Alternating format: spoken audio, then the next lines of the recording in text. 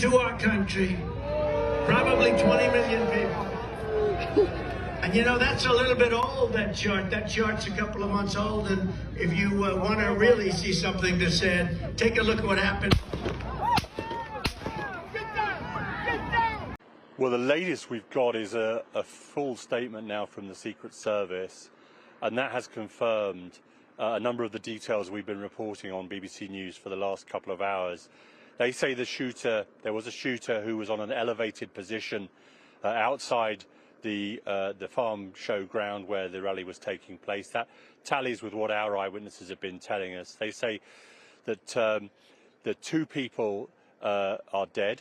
One is the shooter, one is someone who was inside the crowd, and two other people are now critically injured and presumably in hospital. President Trump has also said that he was hit by a bullet. He says it tore through the skin of the upper part of his right ear. And if you just think about that for a moment, that means it is inches, an inch away from going in his head.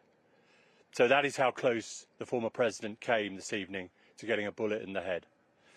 So this is incredibly shocking developments, incredibly shocking news here on the ground. President Trump has also extended his condolences to those people who have been injured and died. He's also thanked law enforcement for their rapid action, and you can see from the video that they order him to the ground as soon as the shooting starts, and then they pile on top, which is what they're trained and paid to do, to put their bodies between him and the bullets. That's what they do. And then they took him away.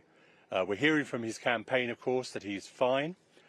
His sons have been on social media as well, saying Donald Trump Jr. has spoken to his father, says he's fine. Eric Trump has talked on social media as well. I have to say to you that about half an hour ago, just on the perimeter here, there was an electronic billboard on the back of a truck that had been parked, and it had a picture of Donald Trump's face on it with a target, and it said in terms, Democrats assassinating Donald Trump, trying to assassinate Donald Trump.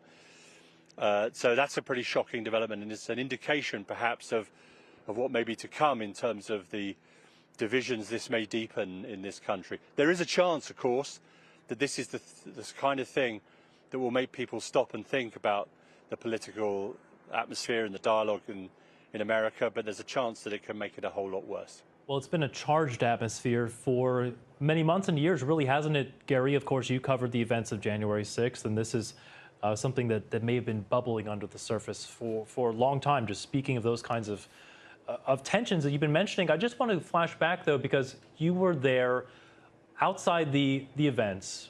When you heard those shots, you spoke to people that were obviously inside. Can you just walk us through and kind of help us understand what those moments were like?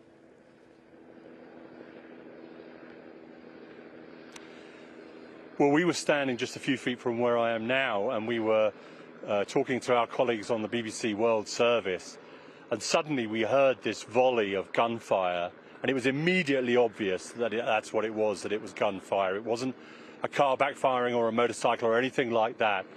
And we got down on the ground as we had no idea where these bullets were going or where they were coming from or who was being shot at.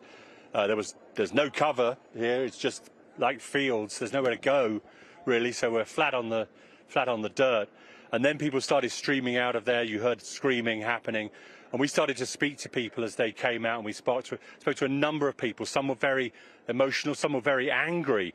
One guy, in fact, here on BBC News tried to stop us telling you what was happening, telling the world what was happening. And we had to try and explain to him live on air that this is what we do. This is what we try and do. We try and explain the world to people in the best way we possibly can.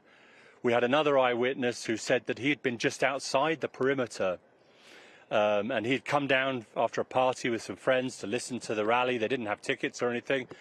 And he'd seen a guy climbing onto this single-story building, which is to the right of the stage as Donald Trump was on it. It has a white roof, and he said he saw this guy climb onto this roof with a rifle and tried to point this out to the security services, Secret Service, the police. He said he was doing this for a couple of minutes or so. He wasn't absolutely sure about timings, but he thought this was happening about 5 or 7 minutes into the speech. And then a few minutes later, the shooting started.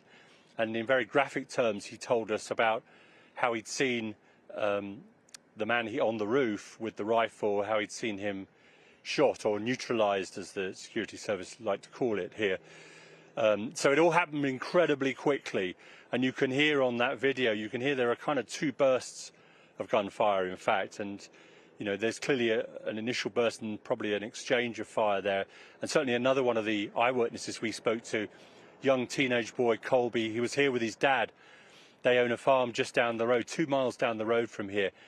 And he said he'd seen the flare from the muzzles of the rifles of the Secret Service people on the roofs around when they'd taken the gunman down. And they had also seen a couple of people put on stretchers and taken away in ambulances as well. So incredibly shocking moments. That was their first rally. That's their first political rally. This teenage boy coming to his first political rally, and he gets this. And his father was shocked. And I have to tell you, this is Trump country in this part of Pennsylvania, Butler County, very firmly Trump country. People told us afterwards they support gun ownership, they support gun rights, but at least 2 or 3 of them said, we've got to think about what do we do about this, about people having guns and doing this.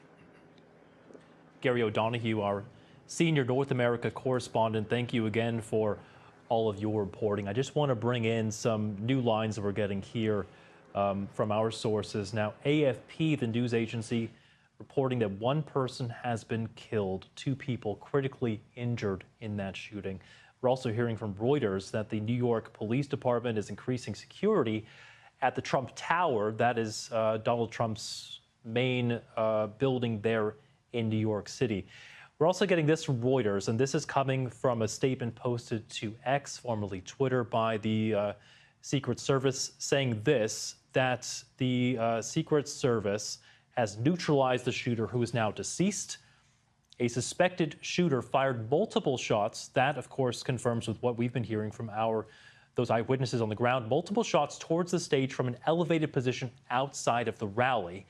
U.S. Secret Service quickly responded with protective measures, and the former president is safe and being evaluated. That is coming from the chief of communications for the Secret Service.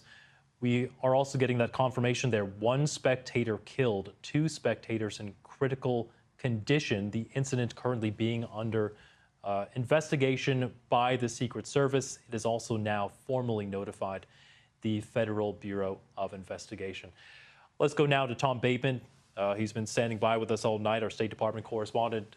Tom, what's the latest that you're hearing? Obviously, so many reactions coming in from politicians here in the U.S. Yeah, of course, an absolute flood of shock, of condemnation, of appeals, really, for calm and to state that, you know, there is no place for this kind of violence in the United States. Many politicians from across the political divide saying that there's no place for political violence. We've had sort of in the last 90 minutes or so 3 former presidents themselves putting out statements about this. Barack Obama saying absolutely no place for political violence in our democracy. He said, although we don't yet know exactly what happened, we should all be relieved that former President Trump wasn't seriously hurt. And he appealed, he said, we should use this moment to recommit ourselves to civility and respect in our politics. Former President George W. Bush talking about the cowardly attack on the life of President Trump. He says, we commend the men and women of the Secret Service for their speedy response. Of course, George W. Bush himself, whilst president, targeted by an attacker who tossed a grenade that didn't explode while he was in Tbilisi in Georgia back in 2005. Bill Clinton, also another former president who also during his time in office subjected to violence. That was when somebody shot at the White House in 1994, saying that violence has no place in America, especially in our political process. Hillary and I are thankful that President Trump is safe, saying that they're heartbroken for all those affected by the attack at today's rally in Pennsylvania. Tom Bateman, thank you so much for bringing us all of those reactions. I want to come now back to the studio. Christine Ruffini's here with us. She's been doing reporting even from the studio. Thank you. just want to talk a bit about the Secret Service response here. We've heard from a former Secret Service agent. We just heard that statement there. What do you make of the way they're going about this now, and what might come next in terms of any kind of investigation?